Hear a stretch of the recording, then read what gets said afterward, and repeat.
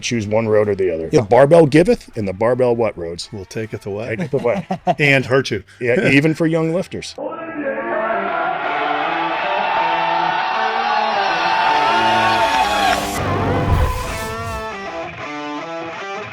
It's time to sit down, keep it real, and cut the bullshit. Welcome to Table Talk. Idiot, I was like this. Just start. Trying to figure out. I mean, we can keep going. I can't see for shit. No. Yeah, that's why I mean, the phone is where I get my time from. But I'm like a watch guy. But I hate I don't wear jewelry. But occasionally I like to. I want to look cool. Yes, but it's funny. I have a big watch collection. The Seiko is my favorite. Yeah. I've had it forever. Keeps time perfect. I got this Casio. It was like $5. Dude, this is a Casio Pro Trek. It's I can see it. $300 or something. It's fucking dude. The amount of shit that this watch goes through on a daily basis. Yesterday when it was after doing a podcast, I'm looking at my computer and my left eye. I just can't see. It just went fucking dark, man. And I'm like sitting there and like I thought my glasses. There's just one part of my glasses. It's gotta be the glasses. No, it wasn't the computer, man. Then I'm like, I think my the left glass frame's fogged up. So I took them off. Then I couldn't see out my fucking left eye. And I'm thinking to myself, am I having a stroke? Hey, did it go? Like rubbing it and shit. You could see, and then it went blurry. Yeah, it came back. Got checked for glaucoma. Oh, great. I had the same thing. What the fuck is that? Or AIDS. One of those. He's got cat. It's FBA, full blown AIDS. I put Visine. I did all kinds of shit. It's pressure in your eye. Anything but go to a doctor. The pressure goes a little too high in your eye. I had it with one of mine. It sounds like something I used to have. Did it come and go? Yeah, because it has come back. So I figure so it came and then carnivore months and then cures it happened again and then it started happening carnivore a couple times a week. Like I should probably see my. Yeah, what would they have to do? I forget what they did. You know what it seemed like? You know when you go in for an eye exam, end up so far down, and they put those drops in your eyes, and then you leave, and your eyes are all fucked. You're all messed up. Yes. They didn't tell me that those drops were going to fuck my eyes up for the whole day. Oh, you could see everything. So I'm leaving. I'm like, I'm never going back to the eye doctor again. They screwed my eyes up. They do the glaucoma test, or they puff. Yeah, the air puff happens once. Or whatever, the dilation stuff's the worst. Keep your eyes open. Yeah, you can see everything. Like, because but you can't go outside. Because everything's too bright. If it's dark, it's still too bright. I remember it would have been nice if they told me. Yeah. I'm like, I drove there, and I was like, I can't fucking drive back. It's like just me at the airport. Yeah. I'm like Googling this shit, and I'm like, oh, it's going to get better. So I was telling my chiropractor about Rhodes' vision. Oh. Yeah. So I said, we were watching a movie, and Rhodes was sitting in the chair. And I was like, hey, Rhodes, blah, blah, blah. And he turned, and I was like... Because Rhodes' glasses. Why are you telling your chiropractor about Rhodes? Massive. She's awesome. I mean, fucking comical, like anime eyes. It's like it's bad. I was like, I was so mad at him. Put the fucking contacts. Yeah, Fishbowls. Because I don't have lenses in my eye anymore. In those glasses. Oh yeah, it's like a cartoon. You don't have lenses? Yeah, because I had cataracts and then I had issues with that, so I have no natural lens in my eye. So to wear glasses, I'm not kidding. They're probably that thick. Yeah, they'll. He's saying my eyes are the size. See that roll of duct tape, the inside roll? That's about the size of his eyes. Like, it's ridiculous. He looks like an old Jew with those big glasses. It's ridiculous how big my eyes are. Oh, like, wow. I only wear them Florida Jew at my house. Is it like the... See, this is I told my cardiologist about him. Yeah. So I can't sit here and ask you, what are you talking to your chiropractor about? She's super nice. I'm like, dude, this weekend's going to be awesome. Like, and then I have another lady that works in that office, she's a huge movie freak and show. So every day I go over there and we compare notes, and I'm like, have you seen The Gentleman? And she's like, I love Guy Ritchie. It's the only one she hasn't seen. Oh, she's in for a treat. And I was like, but she didn't like Sicario. Oh. She said, what's his name? Who's the director? The guy who does all the... Taylor Sheridan. Yeah, she doesn't like Taylor Sheridan for whatever reason. Oh, so she doesn't like have you seen Wind River? No. Oh, I think I've seen the Sicario really? thing. Sicario, Wind River. I thought it was like a Hallmark show.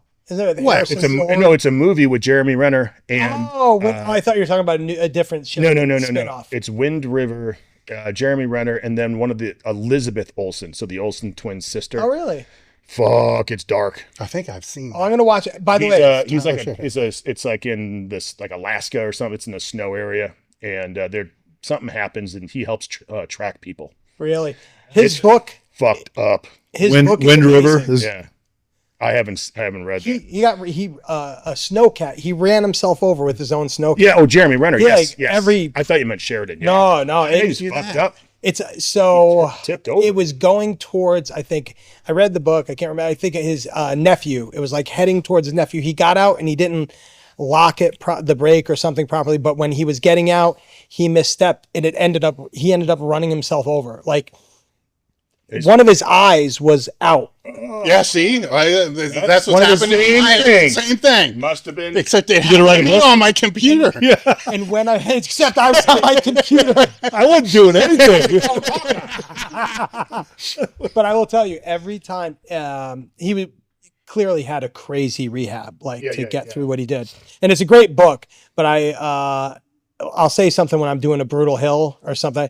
He would say, "Not today, motherfucker." Yeah. That's what he'd say today. "Not today, mother." Like he just had that indomitable will. Cause I mean, people didn't know if he'd walk or whatever again. And now he's back to acting, but it's for to kind of pick yourself up. It's a really great read. And it's an interesting read. Yeah. I've read a book last week when I was out of town called Deep Survival. It's by Lawrence Gonzalez or something like that. And it's what separates those people that live from those that die in extreme circumstances. Just the way. And it basically comes down to them being able to be audible ready. Mm-hmm. You know what I'm saying? Like understand that this is the reality that I'm in right now. And there are a lot, but he was a really good fucking writer though. Really? Yeah. Normally when you read stupid books like this or like the self-help books, you know, right. And just be positive. Really well. The stories are really, and they're all true. There's an old Bruce Lee movie talking about this where he gets locked in. My hands are weapons. Mm-hmm. He gets locked in, and so it's a small room, 4 walls and stuff, and he immediately checks every wall. He looks around and just sits down. There's nothing I can do. I'm fine. Yeah. It was just like his accepting of the circumstance. Mm-hmm. This is what it is. Interesting. Yeah, I love, it's one of the, I don't know, I know it sounds stupid. I'm like, oh my God. I get it. It's like, all right, well, I can't get out, so I guess I'm just going to sit here. Well, the weird thing is everything, it's even coaching, different things resonate with different people. Yes. Like you could give a million cues to one person and then you give them the right cue and it's like, oh, dude, I get it. Yeah, it's so different. Young men, it's always the same thing. Rip open your balls to open up the knees. Oh, because I used to say taint, and the kids look at me. I'm like, you don't know what a fucking taint is? It's between Testicleville and Anisburg. I don't even think I knew. Rhodes, do you teach that in your class? I would love to. What, to open the taint? Open the taint. Yeah. But I was like, you don't like the Testicleville and Anisburg? It's the road that joins those two areas. There was a quote in the book when I was reading it. It's a rough road. That old quote where Jim would probably know for sure that you never step in the same river twice. It goes way back into some I don't know, philosophical type of thing. It's probably Confucius or it's one of them, But it made me think you never touch the same barbell twice, right? Because like this. Well, not in here. No. I mean, not everywhere because it's if you're not recovered from one day to the next day, it's not the same bar, right? Yeah, it is the same bar, but it really isn't because you're not the same. I've never thought about that as my body's completely fucking right now. Yeah. Now though. Yeah. Yeah, that's a wild concept. No, I'm sitting there by the pool like this is with his computer. Let me really think about the philosophical implications, right? And my eye was working so I could actually read with the glasses they're not like his. To be able to go there. Pirate tape. Yeah. My favorite is I think I had something going on in my neck yesterday. I was just like stressed. I'm like, when you're younger, it's like you get something in your neck. You're like, what? Or you get a headache. Now it's like I got brain cancer. What the? It's like, stop. Well, honey, you're fine. We got to have a long talk here. You're fine. Yeah. Fine. This is how every conversation with the washed up fucking meathead. And then one day I won't be. This is gold. We should have had this recorded. It is recorded. Oh, it is? Oh yeah. Nice. Oh yeah. This whole time. I'm gonna go before everyone because I tell all my younger friends that I'll see them in their coffin, just because that's the kind of guy I am. Yeah. They're like, oh, we'll miss you. I'm like, why? I'll be looking in your coffin before you ain't gonna see mine. Yeah. Because all my friends are much younger, but I like to say it to make me feel good. Are you getting buried or cremated? Well. All right, so you guys can all make fun of me. Here it comes. We're gonna anyways. Yeah, that's. He's a docker. You like docking? Well, we have one plot, and you guys gonna get whoever goes first gets cremated and gets buried with the other.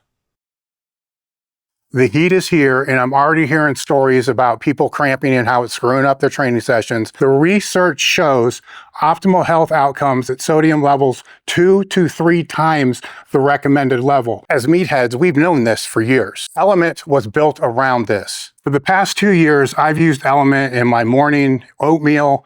I put it in my coffee. I use it during training. Each stick has 1,000 milligrams of sodium, 200 milligrams of potassium, and 60 milligrams of magnesium. There's no sugar, no fillers. It's just what your body needs. Stable energy with no crash, maintaining optimal fluid levels for peak performance in the gym, improves mental focus, helps regulate stress, and supports deeper sleep. Element just outdid themselves with this lemonade iced tea flavor. Same formula, but they added 50 milligrams of caffeine with L-theanine and polyphenols. Unlike isolated caffeine, this slows the curve. We all know that caffeine can dehydrate you. Well, not when it's mixed with Element. Go to drinkelements.com. You get a free 8-count sample pack with every order. I've never heard of anyone having a bad experience, but if you do, they make it right immediately, no questions asked. Whoever gets So if I die first, you get buried. which I want to do. Oh no, you get cremated. I'll get cremated, I gotcha. and then I go in the coffin with her. Okay. Yeah. What about We you? just really want to save money on the plot because we're retired. Yeah. We just want one. Can you stack us? Just put us me out. Just leave Put me me in ice. 10 feet and then her 6. Yeah, that's all right.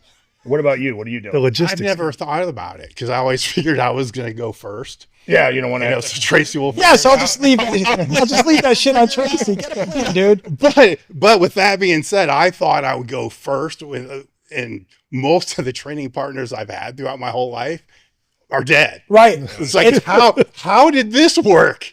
Like they would be looking at me and saying, like, "What the fuck are you still alive It's like for?" Ozzy living to almost 80. Yeah. Fuck. Or Lemmy. Yeah, Ozzy, yeah, it's like what 100. He was 76, I think. Yeah. Ozzy Still. was 76. Dude, he went off his medication because he knew.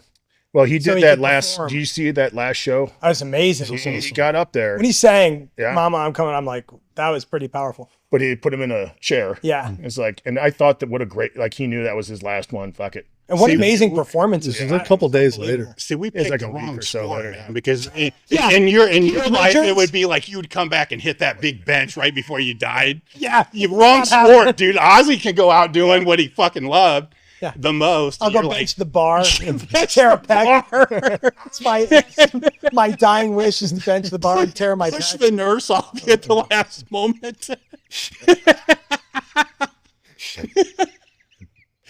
Oh, man. All right, pull up the video. What I was gonna start with. Oh boy. Oh, it took me forever to find this thing. Ed Cohen up there? Yeah. I saw him at the Enhanced Games. I saw. Oh, like, he's short- everywhere. Yeah. Well, he shook Thor's hand, and like the difference. It's comical. Shore Thook Eddie. Thor. Thor shook Eddie. Yeah. Oh, look at Vincent. Oh, Gorgeous. Bad words. so good looking. We might have to take our headphones off to hear it.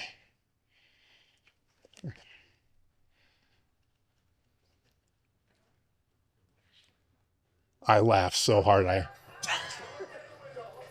Oh, we can hear our headphones. Yeah. Oh my God. Rhodes town. Get the goddamn name right. Rhodes town. That bench shirt. County. You remember that? Was that bench shirt? He'd say, Don, helping it all. We'll take it off. Fuck out. Pause it real quick because that's a good point. He used to say that It doesn't help. he used to give me shit. I'll take it off. I'm like, it doesn't do anything because there's like no carryover. Like, Yeah. don't help. Take it off. I'm like, no, No, I like no. It's my look. It's my thing. I'll admit it now. It helped. Give me about 2.5, 3 pounds. Yeah, it gave me. Psychological edge. Yeah. Go ahead and play. Oh, I remember those old Look how shirts, buddy. big his Yeah. head is. You know what? If you guys added your cholesterol, you have an elite total for the 308. Exceed your body weight. There's not even a neck. This was like 20 years ago. Yeah. Vincent, did you bench with your feet up this day? I Yeah. think Remember so. that? Yeah. My knees were fucked up then too. Look at the stupid board the way that he's got. Only Murph would make a board like that. All right, Murph. You know what I'm saying? You should put a little nub on it that nobody's going to be able to hit. Oh, that's funny. How much do you weigh? He's a little low. Oh, look at the diamond earring. About 20% body fat. 20%. 308 with abs. Brittany, how much do you weigh? I weigh 296. About Did you hear Murph on the fucking moon? Yeah. Just got See the towel. I forgot about the towel. Remember how cold it was in there? It was February. It's February. And Murph never paid for heat. It's 100 degrees in there. I got a thermal on now. Dude, I remember one of my first seminars, and not at this place, it was the other place. Yeah. So fucking cold. Look at this speed work. It's the shirt. Yeah. It's all in the shirt. It's not doing anything, man. I'm telling you. This is great. training log is what you should never do. I wish Rhodes had some dude's number in it. Whose log is Not that? mine. I know. Who's the what? It's more fun that way. I think it was someone just at Murph's gym. Yeah. Probably one of the guys that wasn't strong.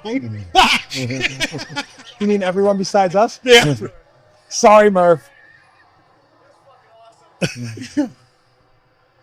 Oh boy.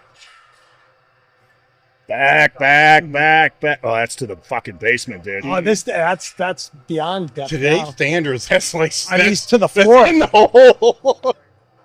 Dude, Peg sent me a video one time of someone squat. I was even offended. It's crazy.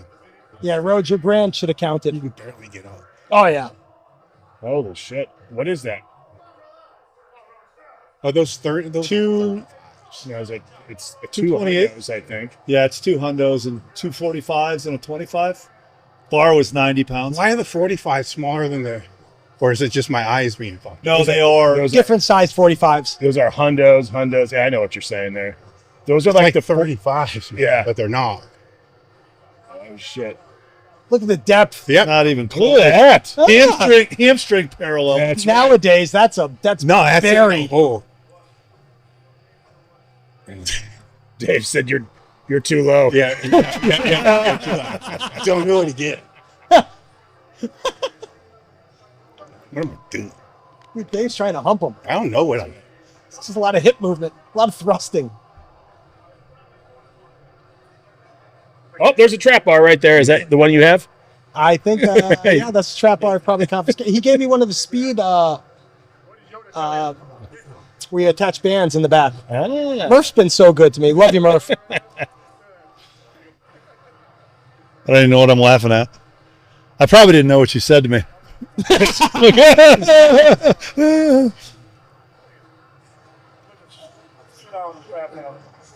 I was always so worried about this stuff being out there while I was teaching.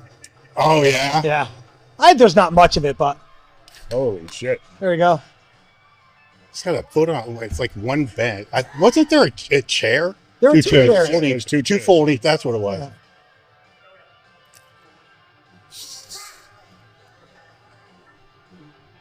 What is that? 705? 700 range. Yeah. I love, there was a dude, something Larson. Because I had been doing a lot of benching with my legs up because of my knees. And so, Yeah. and then suddenly someone Yeah, aimed at the Larson press. And I was like, this is bullshit. I've been doing, I mean, he didn't have use of his legs. So, I mean, but I still wanted credit for it. Poor bastard. I'm like, oh, you should be able to keep that. So, Larson press it wherever you are. Good for you. Yeah. So you were doing it before. Because, I can't. You can. Yeah. You can go ahead and pull that down. Yeah, that was the one that I cracked. It's almost 20 years ago, isn't it? Yeah. I want to start off giving Rhodes some credit. I know we love to bash Rhodes, and this is a And partial why wouldn't you? bashing, but a partial like nod. It had to be 20 some odd years ago. I was watching the Shaw Classic. So Brian Shaw puts on a huge strongman event for the last bunch of years. And it's gotten really big and some big competitors, so it's a lot of fun to watch. But you, about 20 years or so ago, talk shit Oh, yeah. about What was that? Oh, yeah. I referenced it a couple times, but I Yeah. can't remember the whole I don't story. remember how it started. I do. You do? It was probably on Marunde's forum It was. It was definitely on Morunde's forum. telling strongmen that they're not strong at deadlifting. Yeah. No, I don't. Yes, I don't 'cause feel like that's not how. I feel it that's what started a different way, and that's what it morphed into because I was having fun with it. Yeah. You're being lied to about strength training. I know because I've been watching this happen for over 40 years, and it's gotten worse, not better. When I got online in the late 90s, the people that were being sold this crap were the same people that I grew up and trained with. Serious lifters, coaches, and people who just wanted to get strong. So I started writing articles and answering questions. My wife Tracy set up the business and we borrowed $1,000 to put up a website and go to work. That was 1998. Elite FTS was never about building a brand. It was about fixing a problem. The equipment, the articles, the coaching, all of it exists because the people who needed the real information deserve better than what they were getting, and they still do now. If you train, if you coach, if you've ever been handed something that didn't work by someone who didn't know what they were talking about, Elite FTS was built for you. Yeah. Dude, there's one lift I wouldn't challenge all of them either. No, It's what it morphed he got the into. whole community, the strongman community, but furious with him so much to the point that they invited him to what was It was like in Philly. It was a big show. And Yeah, that's when they invited Brian me in Shaw Philly. was like a kid. Yeah, he was. And yeah, I will tell, Rhodes ate shit in front of the entire community. I mean, might have gotten your opener in. no, I got 3 in. Got through very, But I was like one of the first out. right. It was like What? a, I mean, it was like a deadlift. Hummer tire deadlift. Okay. It was like an 18-inch deadlift. I think because it was higher. I think that's a why weird real angle. people deadlift from the floor, something like that. Whatever. Stupid. Yeah, I said something stupid. And Rhodes went out and competed against all of them, and you really did not have an amazing showing. No, I sucked. But everybody treated him with such because he sucked. came out and he did it. He showed up. He showed up. I was like, it was 2 weeks. It was like 2 or 3 weeks before that show we did in Connecticut. That big one. Yep. And I'm like, whatever. I'll just go. Who cares? Yeah. Like, whatever.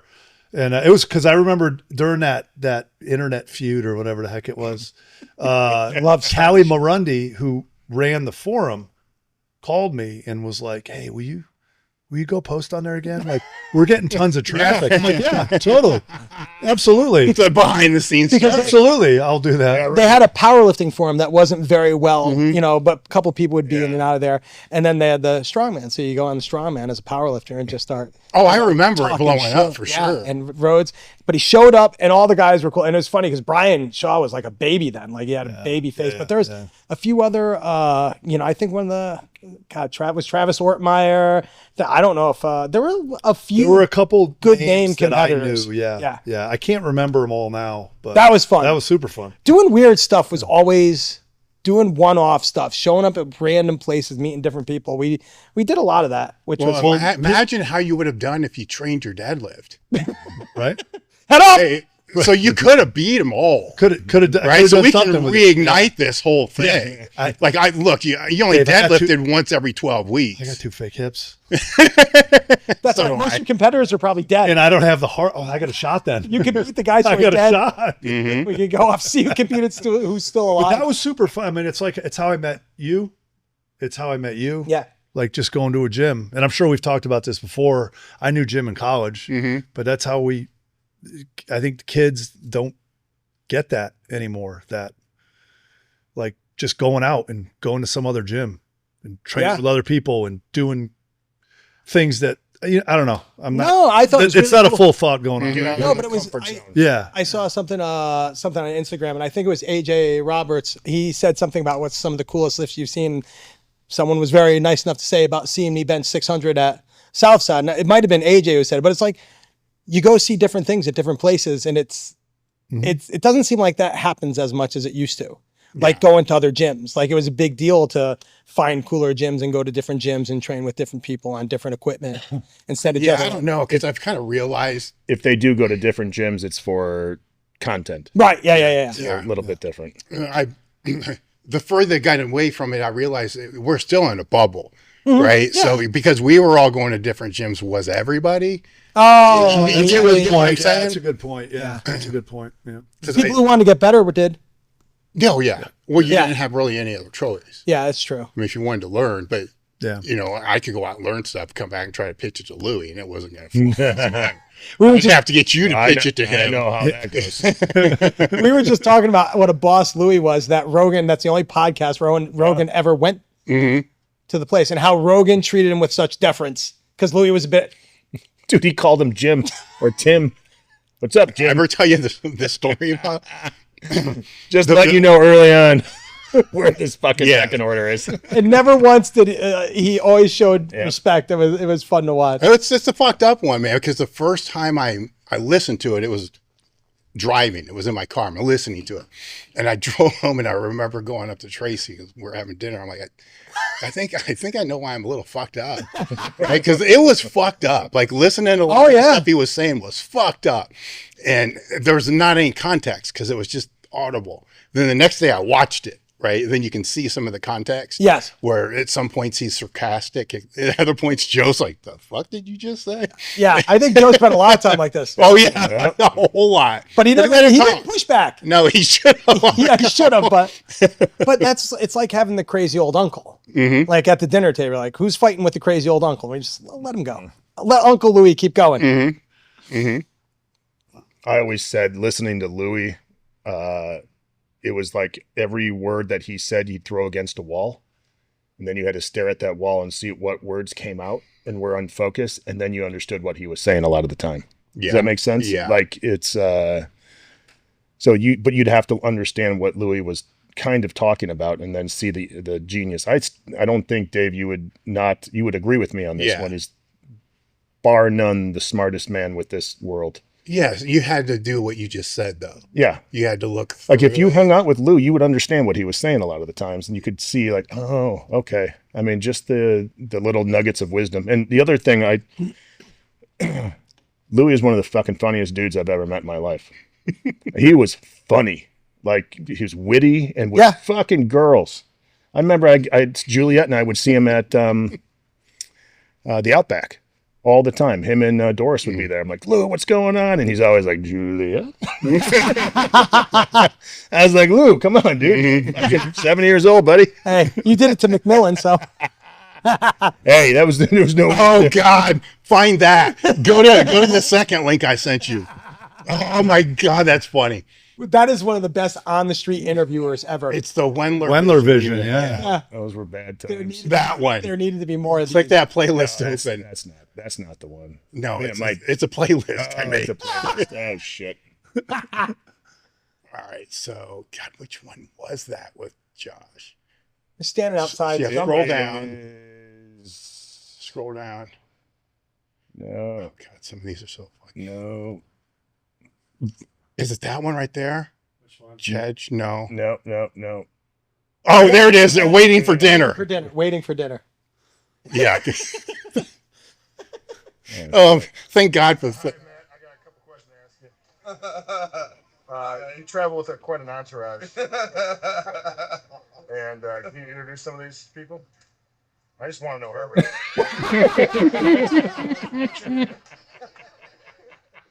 Brandy. That's pretty much all. That's Brandy's boyfriend, Josh. Sorry, that's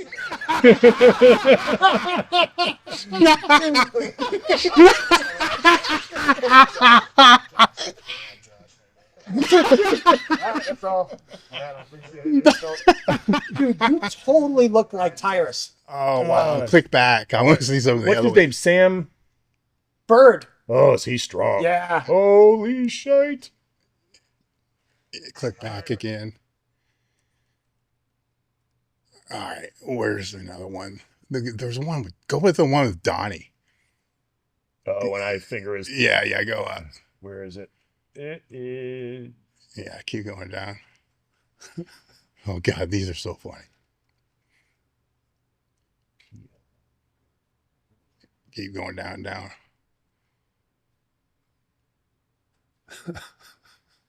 There it is, right? Stinky finger. Yeah, stinky finger.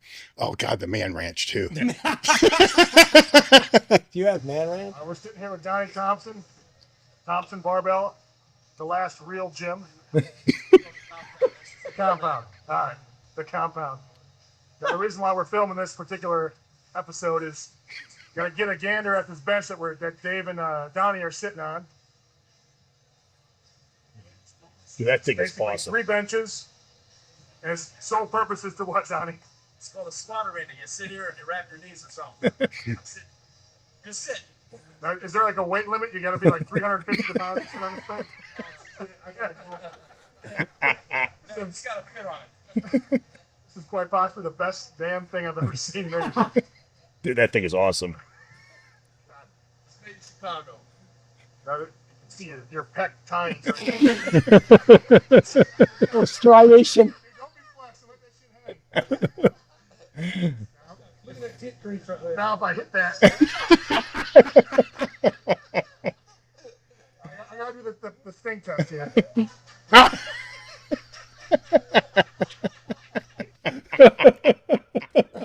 We live in some crazy times right now where there's not a day that I don't go on the internet and I see some BS crap about this research study or this research study. This isn't new.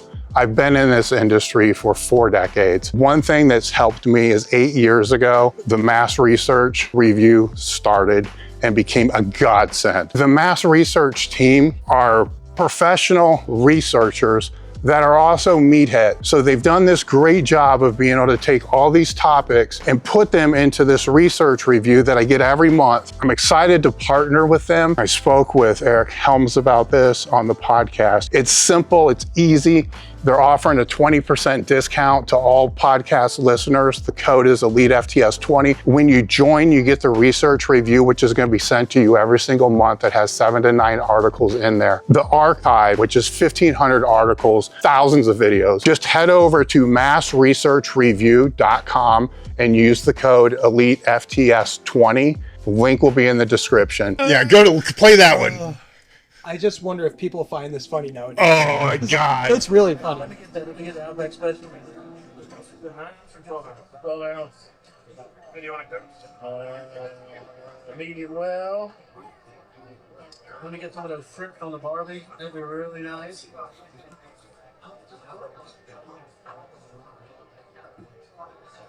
What else can I get? Any of those sides of shrimp on the ribby?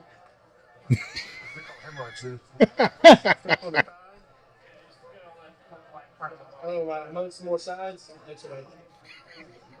He was not prepared. No, not at all. It's been ordering for like 5 minutes now. Oh, sweet. Get the goddamn salad like everyone. With a hanging tomato.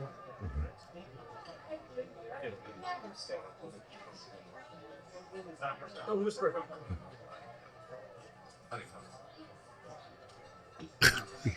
Look at Ken was prepared. I'll have to be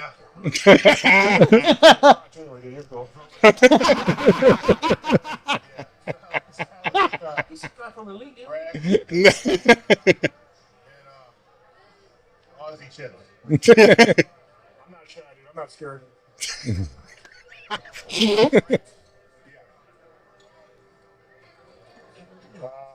Ribeye, medium well, loaded baked potato, ranch on my salad. Man ranch. Do you eat man ranch? Okay, that's fine. What does that look like? I appreciate it, man. That's for man ranch.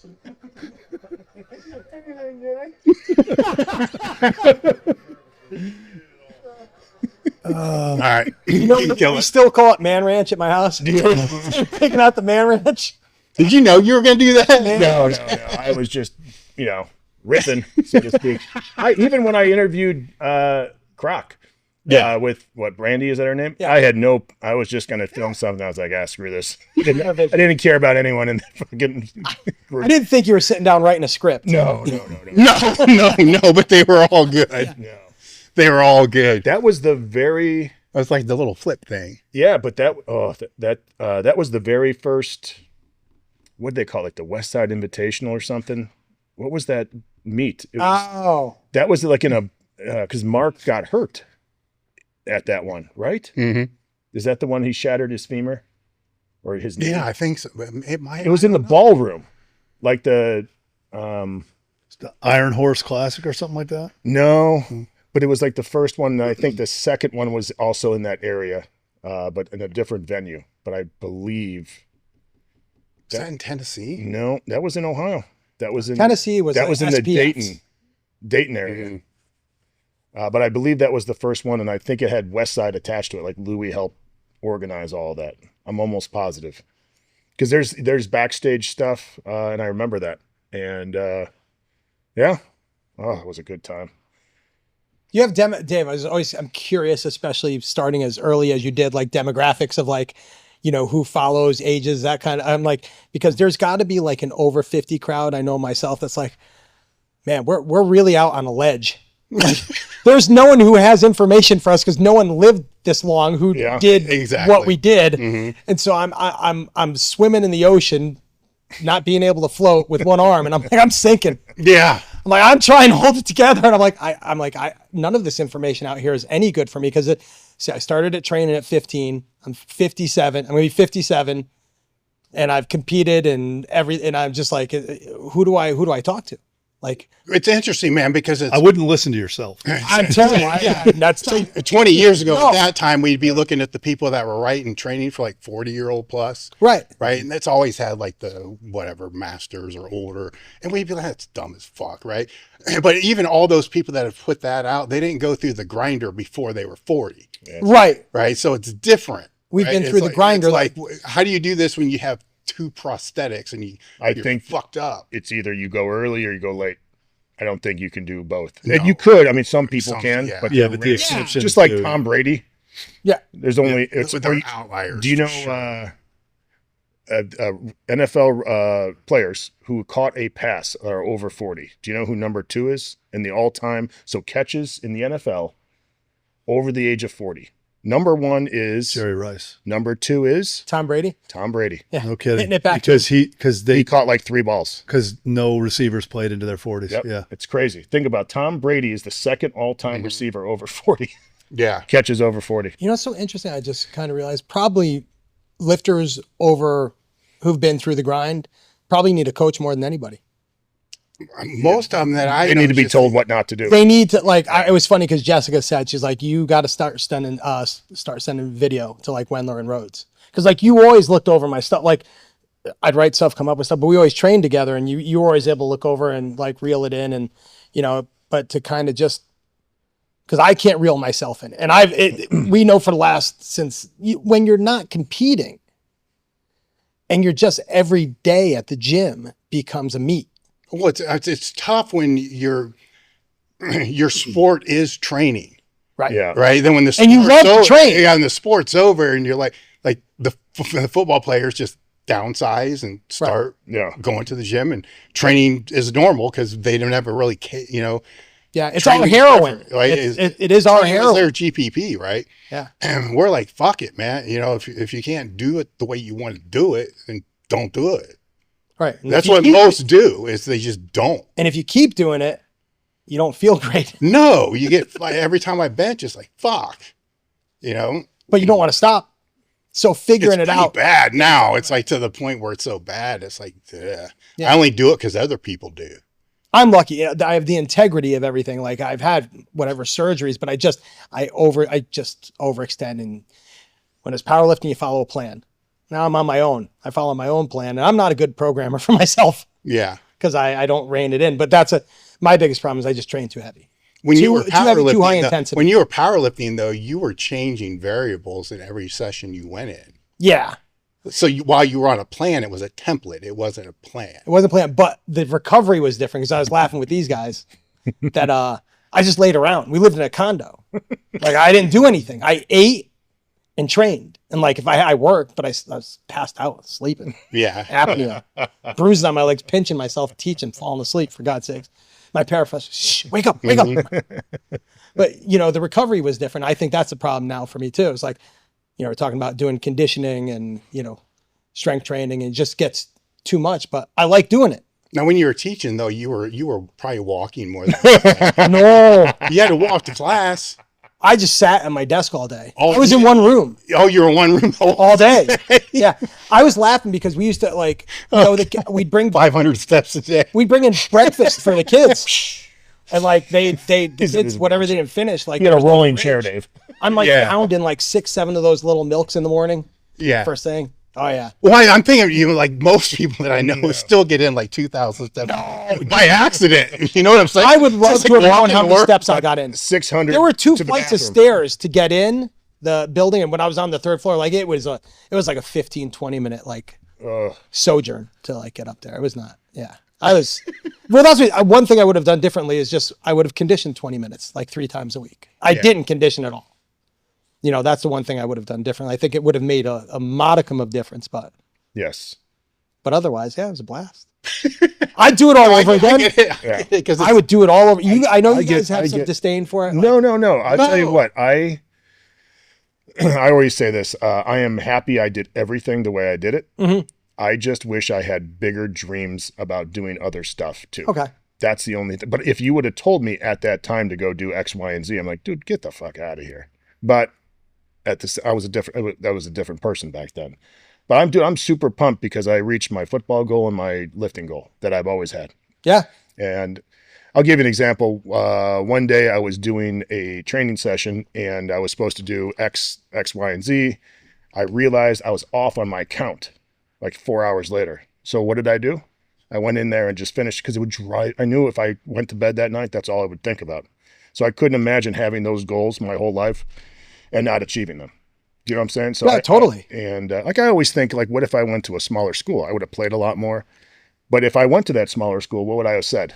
Oh, I wish I would have just given it a shot. Yeah. Because that was my one shot. And I remember talking to my dad about all this stuff, about different stuff. And he's like, Jim, the worst thing about life is you only get one. It sucks. Like, I was like, oh my, I mean, I know that's like but all those different roads we could have taken that could have led us to different things. But, you know, like, dude, I get to live exactly how I wanted to live. So yeah, no, I'm thrilled with like, I was funny talking about training. I just want to, cause I know Jess has been very worried about it. She's texted me cause I've been a wreck from my knees from so much skiing, very terrible problems. And she doesn't want me to hurt myself when I'm out here, which is great because I'm with these guys who are kind of invalids. But Wendler is better than he's been in the last decade that we visited. So I'd love to juxtapose that with like, because I know if Jess was somewhere and I'm home for a weekend, like I'm planning what I eat, what I train. I'm probably doing max effort in the basement by myself. I just want to think of Jess pinned under like 225 on the bench right now. Just like, is that what she does while I'm gone? Is she going down in the basement and doing max effort bench, going to eat McDonald's? Because that's living the dream. Could be. Could be. You know, what you said though, I think it makes it with that mind. You said that if you would have go back and tell yourself, you would have told yourself to piss off, right? I think the same way. I think we all kind of know that. Yeah. But it makes it easier when you are speaking with one of the kids that you're speaking to now because you see them and you know that mindset that they're in, and you can kind of find some. Yeah. Instead of the 10 steps you want, you can find a half step that they'll take. Instead of somebody that may have not had that experience is going to get frustrated as a coach because the kid won't do what they want them to do. Yeah. And it's like, look, I'm happy with this little step because I know what that kid is because I was that, right? Yeah. And you can, that's where the talent lies though, I think, is in those type of people, right? Because they have that drive. Yep. Well, we all have that drive. Everyone at this table has that drive. Like I see some of the kids that I coached and tremendous athletes, and then you see like what I would say in my world, like the 1%ers. And I was telling you guys when I was coaching, I'm not going to mention who I was working with. They're no longer part of the London football team. And I remember I would just watch them train, their effort and their attention to detail and everything. I was like, oh my God, this is what it looks. Now I don't have to coach, move your foot in, do this. It's, listen, we got one more rep and I think we're good. Hey, we're not going to do this. We're going to go over here and do this. Cause now I'm coaching. Now I'm really fucking coaching instead of put your hands even on the, dude, this is my favorite story that when people want to know what it's like, I have all the, what I believe is really good knowledge with some of this stuff. Look, I'm coaching some of these older guys. I had a young man come up to me who was on the team, said, Coach, I think I can increase my weights quite a bit on squat. I said, okay, prove it. He gets under the bar, takes the bar off, and the knurling, the middle part, is all the way on his right shoulder. And I said, I just want you to stop here. I brought all his teammates. I'm like, what do you guys see that's wrong here? And they're like, oh, dude, And so that's the difference of coaching. The difference, when you've got like a fucking dude. Yeah. And Versus to someone. me, I think both are super awesome. But man, it is fun coaching the fucking pipe hitters. Yeah. Because now most of the time, I say 25% of the time, I'm like, no. Let's not. It's a bad idea what you're thinking right now. You have to rein them back. Yeah. It's funny. We talk about some of the older guys, and you go too heavy. I worked with a guy. I'll just call him a first responder. That's all I'll say. And he had the same issue. He's lifetime of lifting. He's like, every time I do lift heavy, I get so tight and bound up. So we just backed the weights, Dave, were comical, but he felt way better. He felt looser. And I'm like, this is for your job. This is not, you don't have to bench 500 pounds anymore. We're at the 1 hour mark, guys. There we go. I know we're not supposed to say that. Yeah. So the long story short is it killed him to do that. But if I wasn't there, he would have fucked it all up. Yeah. So it was like more of me again. It's like, no. And, I doubt he probably still did this stuff. But that's what he needed for his job. He did what was appropriate. Just like if you're a football player and you squat 600 pounds, do you really need to squat 700? Is all that? Yeah, probably not. Right. For the effort that you need to put in versus what and the danger and the downside of. Yeah. Well, he's gonna, you can gain 80 pounds, but you're not gonna be able to play. Well, yeah. Yeah. It's anyway. One of the things I always tell the kids, because I have those. You and I don't deal with that. No, we gotta back you off. Like I always, is it anyone too strong? I'm like, yeah, but not here. Yeah, yeah. That's all. Yeah, not yet, and because we're never gonna work with a kid that's elite, in high school. Elite lifter too. Yeah, like they're never, because their bodies are growing. Everything's changing. So like for 15, 18 years old in high school usually, they're beginners. Yeah, like our best kid from a lifting and an athletic standpoint is a beginner. Yeah. I mean, you don't even know if they're elite yet or not. Because, I mean, he's had guys that have gone on to Division I football, I'm sure. Too. Right. But you probably don't see that till they're juniors or seniors, maybe? You're talking about in high school? Yeah. Well, I will say this. Generally speaking, those kids, you can see as a freshman, 100%, they got something different. How they conduct themselves. Yeah, and the hit that just in football alone, you could see when they hit. Really? Yeah. Both the kids that I'm thinking of right now, both started as freshmen and completely knocked people out as freshmen. Like I'm talking yellow flags out. Like fuck, you can't hit like that. I mean, knocking people out, and it's like this. And now we have a ton of kids who don't have that, and then end up being awesome. But those kids that usually go on have something that they're different. They're just different. Yeah. Like my stepson, they fly around. Probably on his way to that. Because I'm going to ask you, like, if you take any human being, generally speaking, in the public and say, "Hey, go run into that person as hard as you can," they're going to hold back. Fucking stupid. Yeah. But they're like, sounds like a good plan to me. And, okay. Yeah. The tight end mentality. That's what and then you can see it like with the hitting. You can see it like the kids that get it or have it or whatever that is. They run through. Yeah. The tackle or the hit or the block, they run through it, whereas some kids will pull up at the end. And even if they're committed to it, there's just we used to play with a linebacker at Arizona who, even when we went half speed, Deshaun Polk, when he would engage and hit you, it felt like you got hit by a truck. And I'm talking something that he had in his hips, and he was tight as fucking hips. Yes, I remember that. Yes. He played for a couple of years in the NFL, tremendous player. But I'm telling you, like, there's something weird about that. And I don't know, he wasn't running any faster. He didn't get low. He just, the way he knew how to do it. I remember getting hit by him, like, oh my God. It was like shells. And we're just walking through, kind of, not walking through, but, FUD or whatever it is. Yeah. Oh God, my fucking head would be hurting. Yeah. The good old CTE doesn't exist. I have gratitude that after my year at Polk High. you and Al Bundy, I called it quits. No you room. Blocked for Al, did you? On those 3 touchdowns? Yeah. No room for a 5'7" nose guard. So it's like, because you guys put your bodies through the it was. Are these kids stronger? So this is what I've noticed. No. They're just the best way to say it is they know how to use it.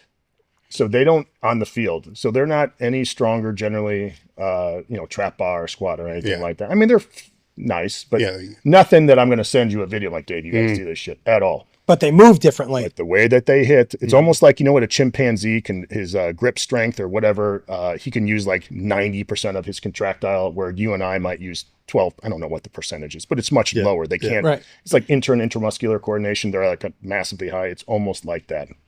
The best way I can say it. They understand how to, like a boxer knows how to you see, let everything go right at the point of contact. It's the same thing. They know how to drive the hips, bring the hands, whatever they're doing. So it looks different. It sounds just to different. make them a little bit stronger in the other area. Yeah. It's fucking easy. I remember Dave saying one time, and we always use this, my wife and I, imagine if a kid can't do a glute ham raise. You know how easy that a job is for me?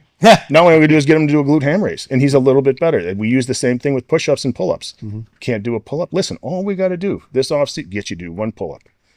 And as long as they put in the work. We had a kid go from, 0 pull-ups at 300 pounds, 270 to doing, I think, 11. What regression do you use for the pull-ups with the kids? Because most kids are not going to be able to do what. So there's a couple things, and I let them choose.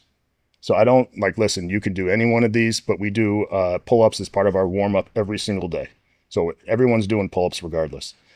You can do what I call they're not fat man rows, but you put the bar about. Oh yeah. And you put your feet on the ground. I'd have to show you, but it takes out. So your basically upper body's in pull-up position, and your feet You're almost in a pike position. Your legs. Yeah, but your knees are bent. Oh, okay. So it takes even more weight. So that's number one. You can choose to do that, and we just have rack chins. Rack chins, but usually rack chins, your feet are a little up. Whatever. You can do band chin-ups like we've always done. We could do jumping chin-ups where you have put your feet on the safety pins. You jump up, hold, and then lower down. Most kids don't like to do that because it's very difficult. And it's, kids don't like that. And then obviously you can have a partner, but no one wants to touch a sweaty back. But so those three things, but we do them consistently. Even in the in-season, we do pull-ups as part of our warm-up twice a week. It's a huge part of our training plan. And it's like, listen, if you can only get one, you get a couple sets of one and maybe you can't do anymore, then you just go to the rack chins and just do 1,000,000 reps. And then we also use, and the other thing is, you're not going to believe this one, Dave, you just get stronger overall. Yeah, well. Yeah. No, it makes a difference. I know, but it's not gonna. If that's all they did, I don't know. No. But just overall body strength will help. They'll be able to contract a little bit harder. Their body gets a little, and they end up losing body fat percentage, which is a huge part of it too. Right. But we just make it a priority, and I always tell them we just want one. I don't need 10. I just want one. And we had a kid. I remember I told him, tremendous kid. I'll tell you an awesome tight end story after this, if you guys remind me.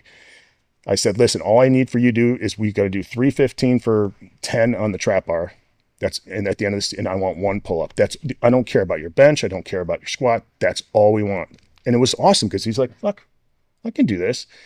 He ended up deadlifting 365 for 15 that off season. They did 11 pull-ups. So we run a run style offense. So everyone's massive not massive on the O-line, but we don't have the typical receivers and stuff like that. So he's out there as a tight end, does not look like a tight end at all. We throw a pass.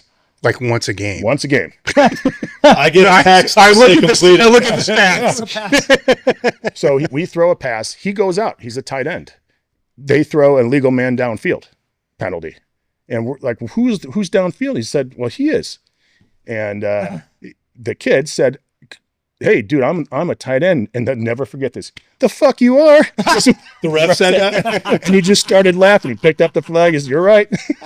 Because of the number. So this young man, I just got a smile a mile wide. Yeah. During one of our playoff games. Remember, he's almost always down blocking or whatever. We run a screen pass to him. He catches it. You thought our sideline, we had just won the Super Bowl, Dave. During the play, it was the slowest 13 yards. And he's like, dude, I was so scared. There was no one in front of me. I didn't know what to do. He needed oxygen. It was like a 4th and 10 play. And he ends up getting 13 yards or something. Huge game. But the sideline eruption, and this is a kid who never played it down really much until his senior year. And that's what we thrive on, is not the Jerry Rices and the Bo Jacksons. It's those kids that struggle, stay with the program, in their senior year, they become all conference. And that, as good as some of the kids we have, those are the kids that get those kids to that, to even more level up. Does that make sense? We are a team. We are focusing on the average instead of that. Because what I have noticed is the freaks are getting freakier in the world, right? You got kids in Texas running sub 10s in the 100. But what I've noticed is the average is lower. Yeah. The average kid is lower than the average kid 30 years ago. So yes, you got the Myles Garrett, like, oh my God. Yeah. Right. You know, you have some of these kids, but the average kid is not what he used to be. So that's my goal. I always say my goal is to make my average kid kick your average kid's ass. Are you saying the same thing? Yeah. Yeah, pretty much. So what do you do with the chins? So for me, it's, I call them rack chins, dumbbell chest supported dumbbell rows. We do it. Yeah. And then you can do the band pull-ups. Because my classes, I have guys and girls in class and all that, and I just want everybody to do pull-ups. So I keep it super simple. If you can do pull-ups, do them.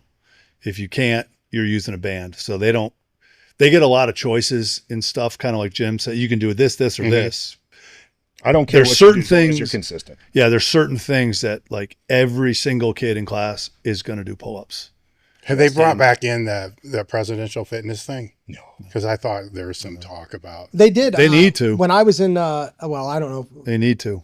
Yeah, when I was teaching, they had fitness.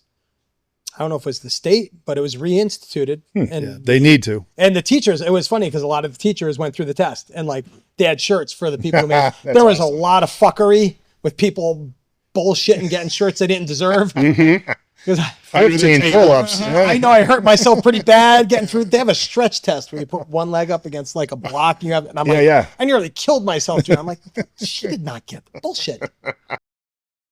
I just want to take a moment to let you know about our crew. What our crew is, it allows the show to stay independent, and it's the reason why the podcast is still here now. The podcast is free to listen to, but it's not free to produce. It keeps going because of the sales through Elite FTS, our show sponsors, but more importantly, our crew members. The reason I love this is for many reasons, is it keeps the show independent. So I can pick who I want to speak to. I can pick what topics I want to speak to, and I don't have to be accountable to anybody.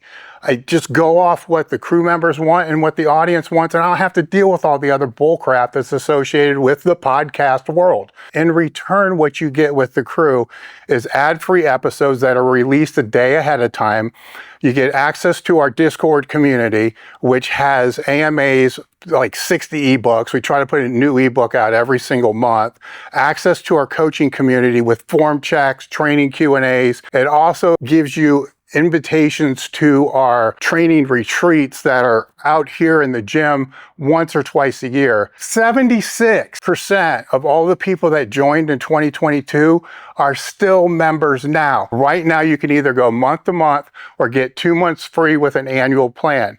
Just look for the link in the description, look at the QR code, or search elitefts.com crew and join today. It means a lot. Bullshit. The old sit and reach test. Yeah. I had a question for you, Dave, actually, regarding, it's interesting, like already talking into Rhodes and Wendler about thinking about kids. And then I think about my own training. And like, I talk to a lot of people who are like my age, like how we try to hold it together. And I think I finally learned what an extra workout is. An extra workout shouldn't feel like a workout. Yeah. Because think of all those times that you just drag the sled with almost no weight on it. How often do you do that now? None. Right. Now, my question is, there's a whole world, like Wendler and Rhodes be like, I don't even know what you're talking about. You know, when they talk about junk volume, junk volume's when you're probably could do something for 20 and you do it for 5. Yeah. But if you turn around and you're like just dragging a sled all day and you could drag it for 2 days, but you drag it for like, half an hour, that's a good thing. Is that good for your body? Well, the junk volume, I mean, all this stuff needs to have context. Right. Because the junk volume's assuming that there's other stuff in there that's actually doing what it's supposed to do. Right. And in most cases, when you look at most people's programs, there's not. Right. Right. So it's just all horse shit. So it's only junk if it's all. So like our junk volume would have been, say on a bench night, we hit our main lift, or competition, right? Then we did a supplemental bench movement. Then we went on to a planned tricep extension or something like that, right? And then the junk volume might have been like we hammered what we needed to hammer, is doing like 100 more push downs or something like that. Like we probably didn't need, and that's maybe not a great example. Well, I think where this comes from is from the hypertrophy world, right? Yeah. To where if this is optimal for X number of sets and anything else, it's just going to be junk, right? But anything else that's in there is still going to increase overall work capacity. Thank you, Dave. That's what I'm finally learning. Yes, that's what I need. Drives me nuts. Like, let's get out of the hypertrophy world and just say you're an athlete or you want to be in better condition. All that other shit is just GPP in a different form. It's a different bucket. It's not hypertrophy. It's not strength training. It is almost GPP for your body, but not conditioning, just like for your knees, for your shoulders, for your elbows, all that the stuff we used to do that was mindless bullshit that, it worked. Yeah. But as you get older, I don't need that. I don't have time for that. I don't do that. And I don't think I need to take from my resistance training some time and put it in that bucket and do some more of those things that I don't feel are making me necessarily stronger. They're not making me bigger. I mean, at this age, I'm not too, those things aren't happening anyway, but making me better. Does that make sense? It's going to be what? For just overall more durability, to more tissue, maybe tissue strength, more greater. Vincent, if that was your goal, you wouldn't have to train that heavy at all. No, well, that I've learned. Please. So what I'm trying to tell you, I'll give you an example. Oh, okay. Is I'm just training too heavy. Yeah. And I don't need as much as that other stuff. I'm just training too heavy. When I work with a person one-on-one, and let's talk about like this world of, not taking stuff to failure. What's the point? The first 4 weeks is very average, no really crazy sets. But what happens after those 4 weeks when we maybe work up, it's fucking stupid what happens. Yeah. Now, none of those sets prior are really that hard, unless like maybe we're doing push downs, like, let's go ahead and, whatever. But none of the main work or even the main assistance work is done. It's challenging. But at no point would you want to put that on the internet as like, you got to see this set of dumbbell bench, Dave. It's fucking crazy. It's a good set, but. Right. And I think there is that is what the athletes that I'm working with and basically average people, they just have to do it a little different. Like they would be a little more intense than what you would do. Mm-hmm. But there is something to that where you're just building work capacity, I guess, just your ability to just do stuff at a good pace. And that's the other thing I've talked with Rhodes is that's been one of the big things is our pacing of our training is super high. I mean, it sucks. If I put you in there, not saying, even when you're at your physical, not strength, but just, you'd be like, dude, come on, man, this sucks. Yeah. But once they get used to it, everything works itself out. So I think the pacing of the training is super, super important. And again, like, is our goal is to get stronger? Yes, but we don't need to max out at all or do many that hard of sets, if that makes sense, if we're working at a good pace and using a wide variety of great movements and stuff like that. This is how I've reframed it, right? Because and I still have 2 days that are just stupid, like lifting heavy weights. But on the other training days, I get you. Well, you need to do that, Dave. I get it, but other people don't. When you or I will look at minimal effective dose, there's 2 things that we're thinking in our head. Like, okay, I'm just going to do 2 real hard sets to failure, or I'm going to do something really fucking heavy. And it's just going to be 2 movements. And that's the most effective dose that I have, right? The other way to look at it is, what is the minimal effective dose of just volume? That's right? what I need. Right. So there will be more movements. The weight's going to be way lighter, right? And it's going to be, because you can't do it heavy because you're going to tear your ass apart. Right. So you figure out what that minimal effective dose is in a circuit, like Jim's talking about, 4 or 5 movements, whatever. It's fucking not 4, but like 6 plates on a fucking chest press machine. Right. Nothing. I mean, it's almost so stupid that you're like, all I'm doing is lubricating my joints. That, and I'm going to say real quick, you want to train a wide variety of movements per day. So we always train lower body with upper body. Mm-hmm. And we always have a focus of the day. And then I just fill in the blanks with other stuff. Right. So the focus like See, it's not heavy enough, you're going to get sore. No. Well, the one thing I've noticed, I'm telling you, the pacing will fucking ruin you if you're not used to it. When I go back to circuit, because again, I'll never forget, I laugh because I'd taken a call when I was making copies at work. I was in the copy room. You had called me and I was like, it's Wendler. Rhodes must have died. Like, I don't call anyone. I was like, I got to buy a suit. And he's like, no. I got some training ideas. And that's, you gave me ideas. I think I wrote that Cryptea. Yeah. And so after I've fallen apart, like, I'm like, all right, I got to rebuild. I got to take everything lighter. My shoulders were really screwed up. So I'm like, I lowered my weight severely, and I can't really do anything with my lower body yet. But I realized by going back to that, you can't train heavy in a circuit.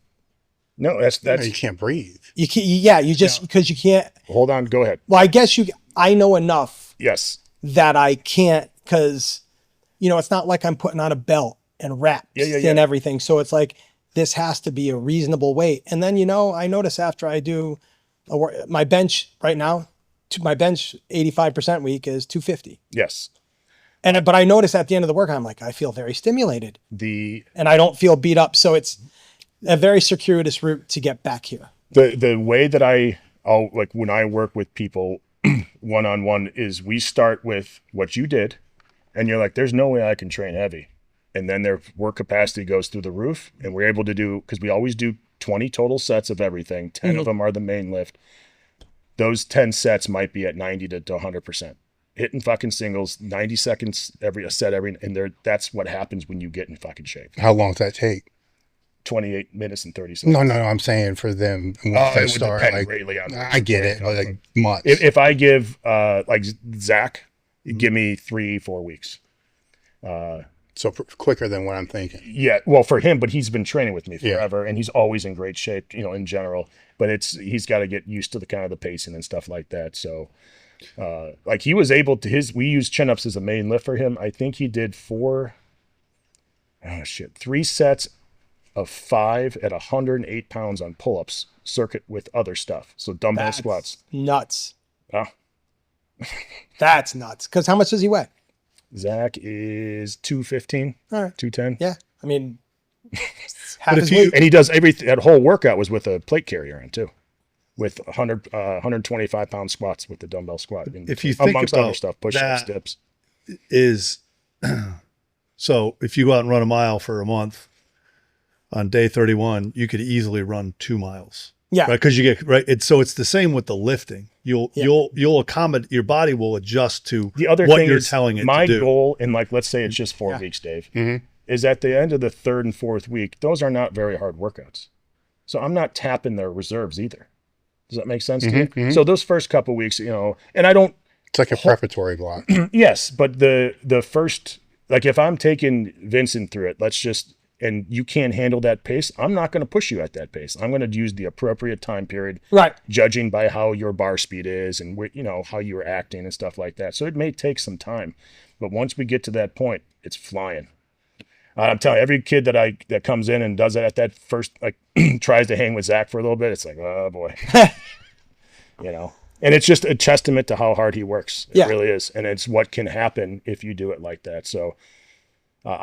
This is something I've been playing with for like 10 years now, and I'm starting to really figure stuff out, and it's awesome going one-on-one because you can start making what you call audible ready. Every workout, I know generally what we're going to do, and it's like, oh, Dave's having a great day. Fuck, let's go for it, buddy. So it's 2 movements? No, it's 1 main movement a day. So whatever, squat, bench, trap bar, you can use whatever you want, pull-ups, overhead press, and then we alternate every set of that lift with some kind of assistance lift, but it's a wide variety. So let's say if it's upper body, let's say you were doing bench press, we'll do, might do some rows, might do dumbbell squats, might do lunges, might do trap bar carry, might do curls, whatever. It's just whatever you want. It does, as long as we're moving and doing something that you're able to handle. And then you just start fucking with stuff. And it's just like back and forth. We put everyone on a timer. They know they can go whenever they want, but as long as they go before the timer goes off, so to speak. Yeah, I was really psyched when I did that. The first time I got under half an hour.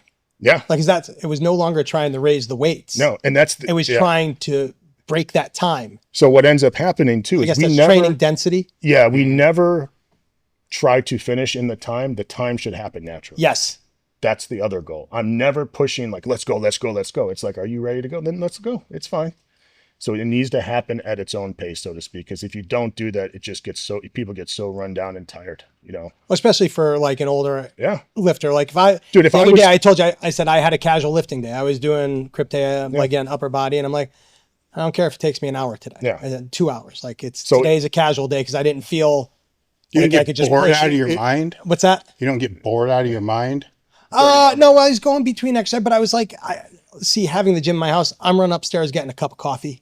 Like it's funny. There's chalk everywhere in my house. Yeah. The coffee pot. My refrigerator has got chalk. There's chalk everywhere.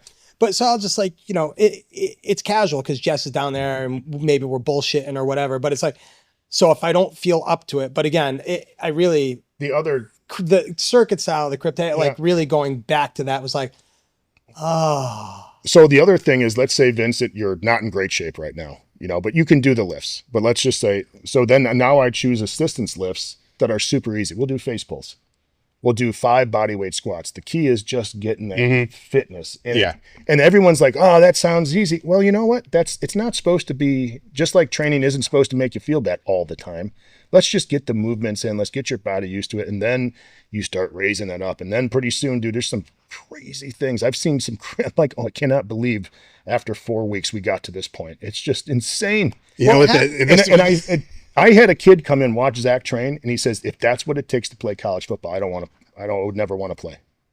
Well, this is not the same thing. This just reminded me of. There was some time where I don't know where we were. Somebody was talking about doing like 100 reps and on a certain exercise, and it's like, man, that just burnt like maybe it's tricep push downs or whatever. Right. And fucking Rhodes says, you do 100 reps on anything, it's gonna burn like crazy. Yeah. Dude, you do 20 reps with an empty squat. It's like it doesn't matter what. Yeah, that's the truth. Like, well, it's even people get stronger by like it's the one doing one pull up. Because someone who can't do one pull up and you just keep doing one pull up every time you go by the pull up bar. Before you know it, they're doing 5 and 6 pull ups at a time, and it's by accident. And it is, you forget the lesson of just doing the work. Well, and I did hear something that caught me not long ago. It was like, because I do train too close to failure, which I know I have to move away from. But if you do more sets, every set has that 1 rep closer to failure. Do you know what I'm saying? Even if it's your 5th, if you're doing 5 sets of 5, that 5th rep is always 1 set close to failure. Whereas if you're doing 1 all-out set of like high intensity, you're only getting a couple of those reps. They might be more intense, and again, you have to be with a good working weight. But it's that intensity, I think, that wrecks me, because I think I start tapping into the central nervous system and just more than I need to. Well, because I'm trying to hold on. So it's the sad reality. I think you spent so much time. I think we all did spent so much time in powerlifting with the goal of being, how much do I bench? How much do I squat? How much do I deadlift? Whatever. And you're having a good day. You're going to bench more than me, but I decided that whatever you do, I have my weight that is equal. So I'm pushing myself to the limit, so to speak, or to failure, whatever we want to call it. And that's in your DNA to get that extra set, get that extra rep, do that extra set of exercises or whatever.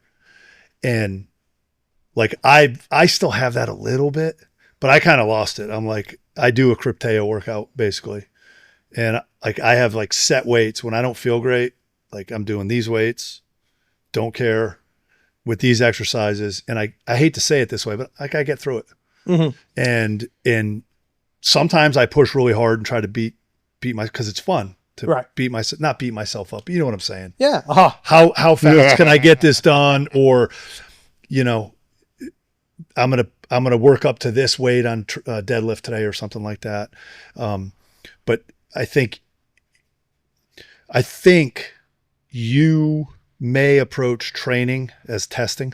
100%. And Jim, I think, as I listen to this, I think what Jim is saying is his training is training.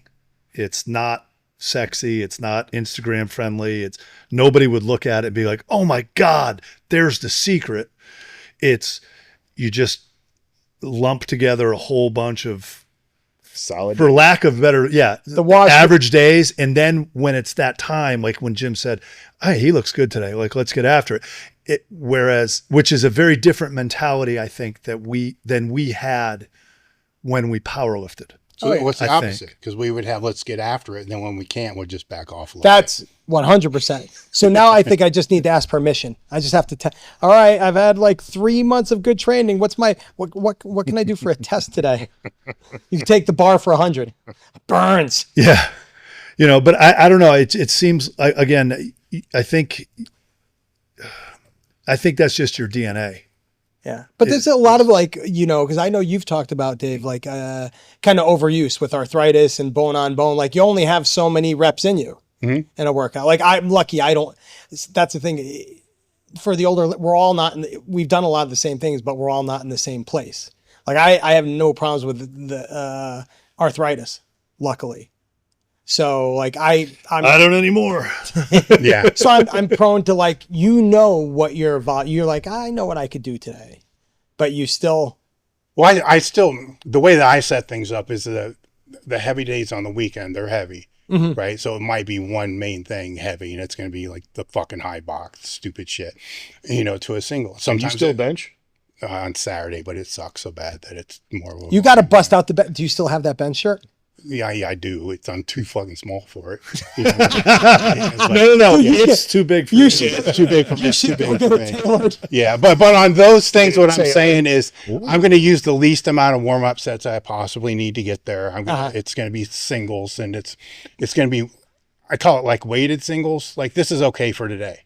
Okay. Right? Then because I missed a couple weeks ago, and I haven't missed in 2 years, and it hurt like a motherfucker. Yeah. Like, I'm lucky I walked away. Yeah. It's like this was, no, that was a bad decision, right? And that was, I'm not going to blame it on me. Somebody else created those situation, right? Because we never miss because of us, right? It never changes. You're strong enough. The weight is just too heavy. But if it's something I'm doing during the week, it's going to be one after another, one after another, one after another.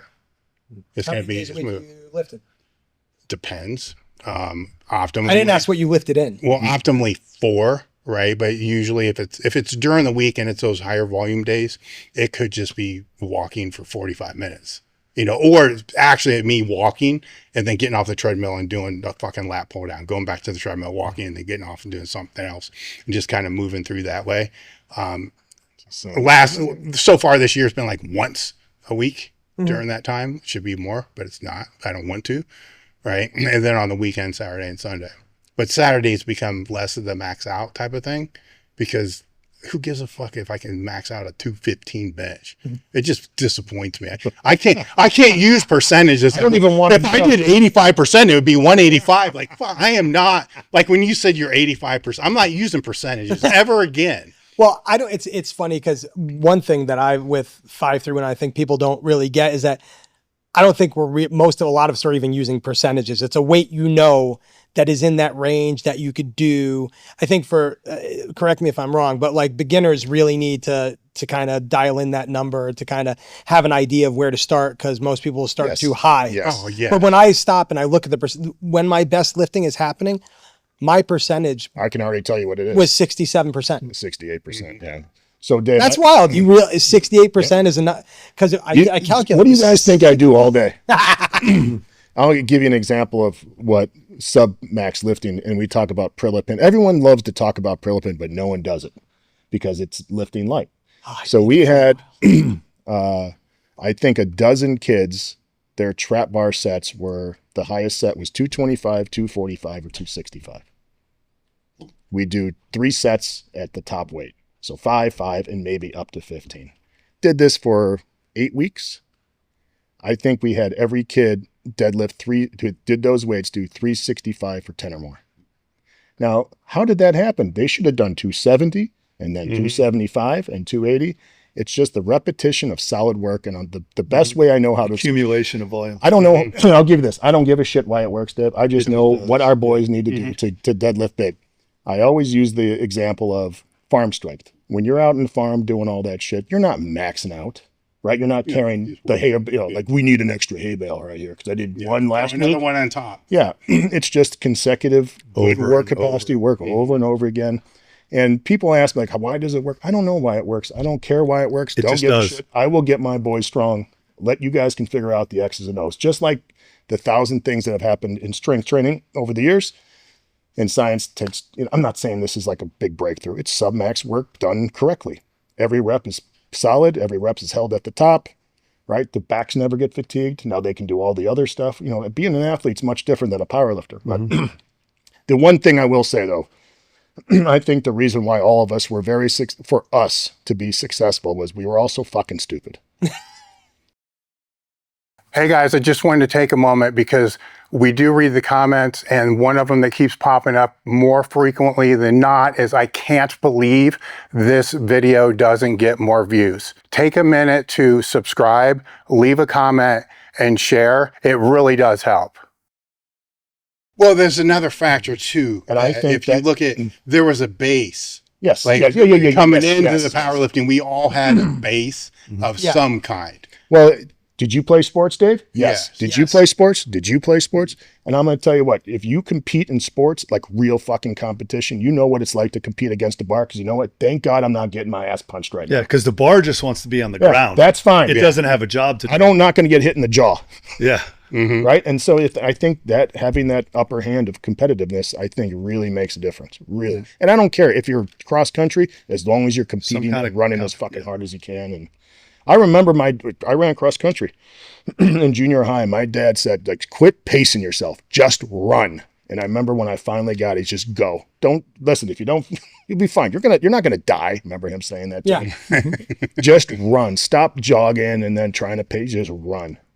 And when I finally got that, I was like, oh my God, it works. So that's when I learned, like, the mile's not a jog or a long run. It's a sprint. Yeah. It's just a little slower than, so I think sometimes people forget how important it is to me and Dave go in there or whatever. Like, dude, I remember during one of the first, we used to do these things where people would come in, what'd they call them? Seminar? Yeah, whatever. All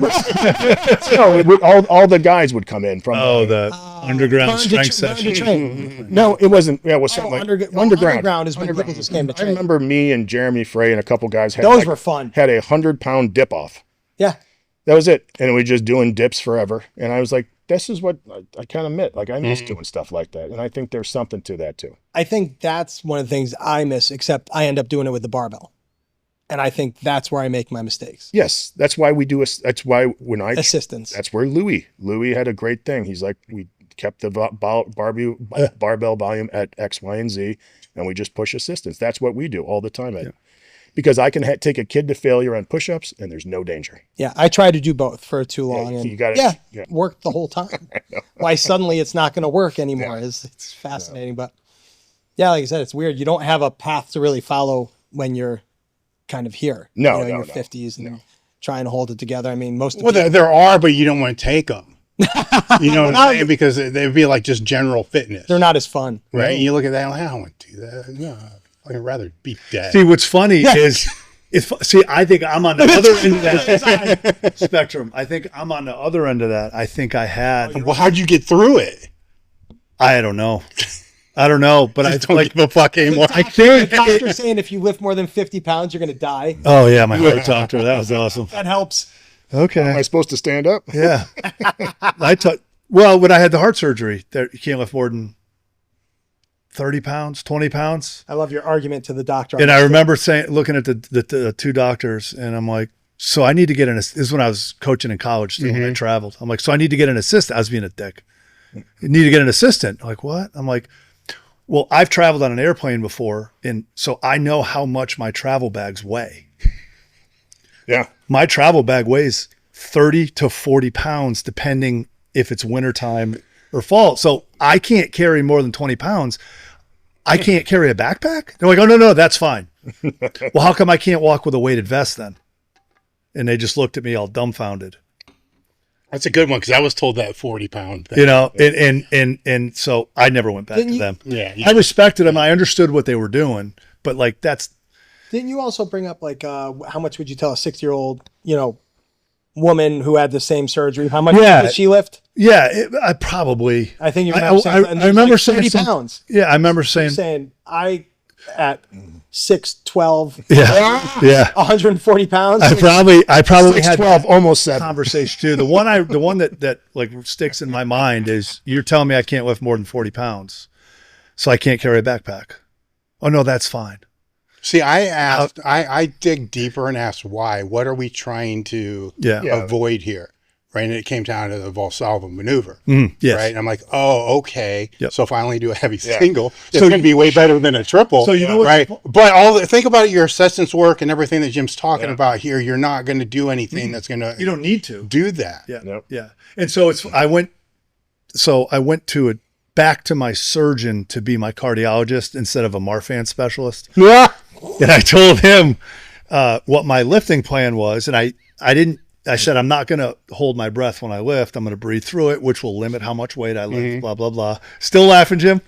Marfan 15 years ago. No, it's not, man. Because when I just saw my cardiologist, I wasn't lying when I said I brought you Rhodes, we almost came out of the to pick you up with signs right outside there that said Marfan's only. Well, he lowered my beta blocker, right? He said, I'm going to lower your beta blocker, then I'm going to give you this, which is usually used for Marfans, which is really, really rare. And I'm like, it's not that rare. Like, I know something. Rhodes isn't dead yet. He's 50. And I'm like, well, yeah, let's do that, So then the other thing that A Marfanite. helped me. All hail Marfans. My cousin is a cardiac anesthesiologist. So whatever my doctor would tell me, I would call my cousin and be like, here's what my doctor said. He's like, you need to listen to that. Don't worry about that. So what do you do then? Because the meds are lowering your heart rate. So what do you do if any heart rate training? I walk. So you don't worry about trying to push into, because I mean, I'd have all these people tell me you need so much work in zone 2. I'm like, dude, I can't even do that. So it won't go. Yeah. What is my zone 2? I walk. My wife and I will walk 5 to 7 times a week, and it's between the go-to no thinking is 2 miles. We have a little route, 2 miles, and sometimes it takes us 35 minutes. It's my fault. She can walk fast. Sometimes it takes us 45 minutes. And I've just decided that's fine, because sometimes I'll wear a vest. Sometimes I won't. Sometimes I feel good. Sometimes I breathe heavier. So you know what I'm asking? Yeah. Because the tracking becomes so for me, it's the consistency. When in doubt, just take a stroll.